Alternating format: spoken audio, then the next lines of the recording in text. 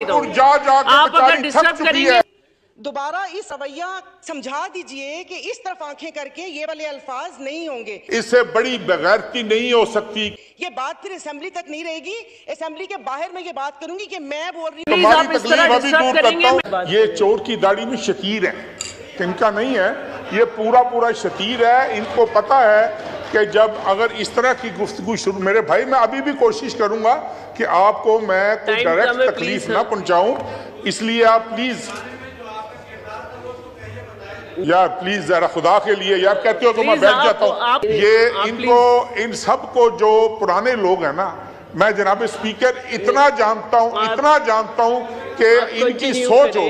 अभी दूर करता हूँ तुम्हारी तकलीफ। नहीं प्लीज आप इस तरह डिस्टर्ब करेंगे, मैं उनको टाइम देती रहूंगी। आप अगर डिस्टर्ब करेंगे मैं उन्हें टाइम देती रहूंगी। आप क्रॉस टॉक ना करें, सीनियर पार्लियामेंटेरियन है। इसके अलावा ये भी बात हुई कि जी फलां जगह पे, इस जगह पे इतने अरब का नुकसान हुआ, उस आदमी ने इतने अरब कमा लिए, इस जगह पे ये हुआ। लेकिन थोड़ा सा अगर अपने हम गिरेबान में झांके थोड़ा सा, तो मेरे ख्याल में पंजाब के लूले लंगड़े बहरे गूंगे को पूछ लेंगे ना, तो वो आज भी उस्मान बुज़दार को नहीं भूला। अगर आप केपीके के लंगड़े लूले गूंगे बहरे को पूछ लेंगे तो वो आज भी महमूद खान को नहीं भूला। ये किसकी चॉइसेस थी? ये किसकी चॉइसेस थी?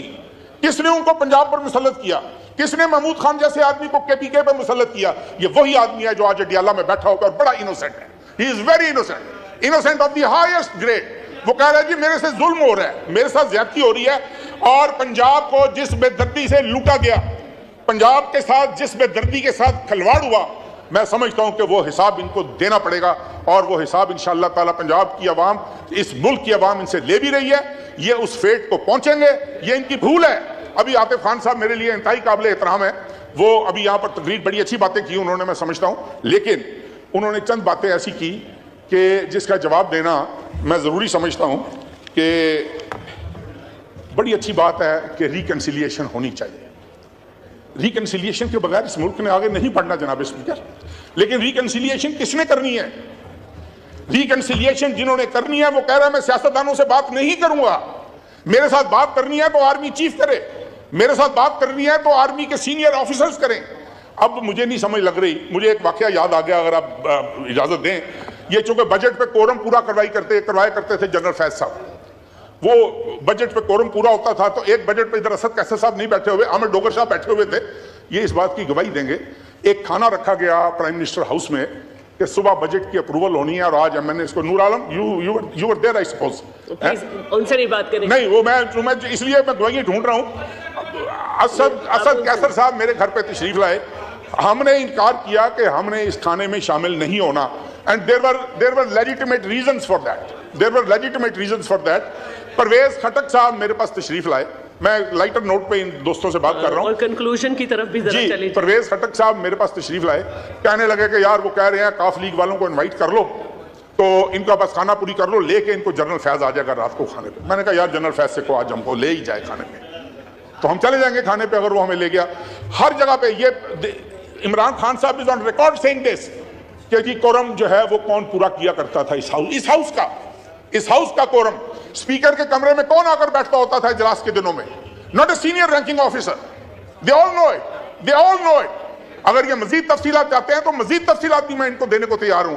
बात यह है कि इस मुल्क में हम बड़ा क्रिटिसाइज करते हैं, शहीदों में उंगली कटवाकर शहीदों में नाम लिखवाने की कोशिश करते हैं कि आज जी हमने सबक सीख लिया है, 10% गलती हमारी है। मैंने का इलेक्शन लड़ रहा था 2018 में, मैं हल्फन बता रहा हूं जनाब स्पीकर आपको कि मेरे एमपीएस को उठा कर पीटीआई की जीपों में फेंका गया था। किसने फेंका था? मैं उन ऑफिसर्स के नाम ले सकता हूं, मैं I can name those officers. ये आज कह रहे हैं कि हमारी 10% गलती थी, इनकी 100% गलती थी जी, इसीलिए छोड़ गए थे ना आपको भाई, इसीलिए छोड़ गए थे। इस तरह नहीं करिए। और जनाब स्पीकर आप प्लीज तशरीफ रखें। मेरे ख्याल में यहाँ पर ये कोई फॉल्स सीलिंग करवा दें, क्योंकि मैं जब से आई हूँ 3.5 साल से मुझे यही डर लगता है कि किसी दिन ये छत ना गिर जाए। लेकिन शुक्र अल्हम्दुलिल्लाह मेरी पहले भी सीट कॉर्नर में थी और अभी भी इस कॉर्नर में हूँ, तो अल्हम्दुलिल्लाह मुझे लगता है कि मैं बच जाऊंगी। कॉर्नर नहीं, बीच में से गिरेगी। और बाकी ये कि प्लीज आप कह दें कि जिस वक्त यहाँ पर बात होती है बहुत वक्त जाया हो गया, सिर्फ आवाम की बात की जाए। पिछली चीजें किसको याद दिला रहे हैं? 3.5 साल हम वहां सुनते आए कि इन्होंने ये किया। 1 सेकंड, आप अपना बिल जो बड़ा सोना बिल है तुसी ले आना वापस, तो वो यही सुनते हुए आए। तो अब स्पीकर साहब पता नहीं कहाँ लगे हमें। नो क्रॉस टॉक प्लीज आगा साहब, तो प्लीज आप अपनी ना वो क्या कहते हैं अवाम के मसाइल पर ही तवज्जो दें। और बार बार कहा जाता हमें हुकूमत ऐसे मिली थी, अरे आप लोगों को ट्रे में रख के किसी ने थोड़ी दी थी, छीनी थी हुकूमत के गले में ढोल बांधा है तो इससे बजाएं और थोड़ा सा रक्स भी करें ताकि हम सब महजूज हों। और प्लीज दोबारा इस किस्म का रवैया समझा दीजिए कि इस तरफ आंखें करके ये वाले अल्फाज नहीं होंगे। ये बात फिर असेंबली तक नहीं रहेगी, असेंबली के बाहर मैं ये बात करूंगी कि मैं बोल रही हूं यहां पर 99 नामों के नीचे कि थोड़ा समझ के, वो उनकी पार्टी के गुलाम पीछे नहीं बैठे हुए, मेरी अपनी पार्टी है। तो दोबारा आइंदा अगर बात करेंगे तो सोच समझ के अपनी आंख नीचे करके ये उनको प्लीज बता दीजिएगा। और दूसरा ये कि मॉडल टाउन क्या, इतनी इसमें ऐसी कौन सी है जो जाके इनके दिल के ऊपर लग जाती है।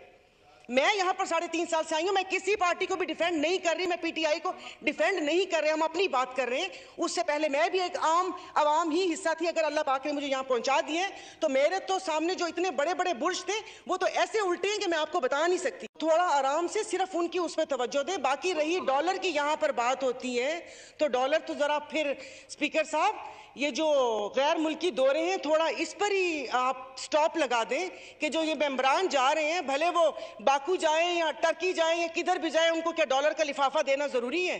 नहीं, अल्हम्दुलिल्लाह वहां जाके अफसोस ही हुआ है कि यहाँ पर करने क्या आए थे। क्या ये क्या ब्राइब है कि मेंबर्स को थोड़ा सा रिलीफ देने के लिए जाओ 5 दिन जाके थोड़ा सा रिलैक्स करके आ जाओ? तो जरा डॉलर्स की अगर आप परवान की बात कर रहे हैं तो प्लीज इससे जितने भी दौरे हैं जो अभी भी लिस्टें बनी हुई हैं कि तुम कहां जाओगे उस पर स्टॉप लगना चाहिए अगर आप सीरियस हैं यहां पर ये बात करने के लिए। और मेरे बार बार दोबारा ये कह रहे हैं कि यहाँ पर पार्लिमानी वजीर बैठे हुए, आप अपनी क़यादत से बात करें। ये वाला रवैया नाकाबिले बर्दाश्त है और दोबारा ये बर्दाश्त। नादरीन आपने वीडियो मुलाजा फरमाइए। नादरीन तारक बशीर चीमा जिसमें सेंस नाम की चीज़ नहीं है, और देख लें कल इसने जरताज गुल साहिबा के साथ बदतमीज़ी की और आज सारा बानो के साथ। नादरीन जब तक इस तरह के जय लोग इस कौम पर मुसल्लत रहेंगे तो ये मुल्क कभी भी तरक्की नहीं कर सकता। लेकिन नादरीन मैं सारा बानो की जरूरत को सलाम पेश करता हूँ जिन्होंने इस लोटे को एक हकीकी एना दिखाया। लेकिन इन ज़ालिमों को कोई फ़र्क नहीं पड़ता, ये ज़बरदस्ती एक मेंढर चुरा कर कौम पर मुसल्लत हो गए हैं और बड़ी बड़ी बढ़ के मारते हैं जिस तरह आवाम ने इनको मुंतखब किया। और नादरीन आपने ये वीडियो मुलाजा फरमाइए इस वीडियो के बारे में और खुसूसन तारक बशीर चीमा के बारे में आपकी क्या राय है? वीडियो के कमेंट सेक्शन में अपनी कीमती राय दीजिए और अगली वीडियो तक अपने मेज़बान को दीजिए इजाज़त। अल्लाह हाफिज़।